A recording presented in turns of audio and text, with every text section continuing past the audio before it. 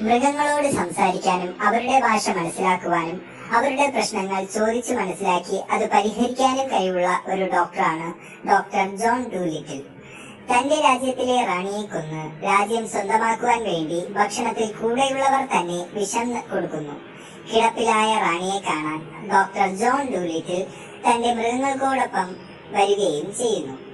റാണിക്ക് ആരോ വിഷം നൽകിയതാണെന്നും ഇതിന്റെ പ്രതിമരുന്ന് ലെജൻഡറി ദ്വീപിലുള്ള ഒരു മാജിക് ഫ്രൂട്ട് ആണെന്നും മനസ്സിലാക്കിയ ജോൺ തന്റെ മൃഗങ്ങൾക്കൊപ്പം ഷിപ്പിൽ അത് കണ്ടെത്താനുള്ള യാത്ര തുടങ്ങുന്നു.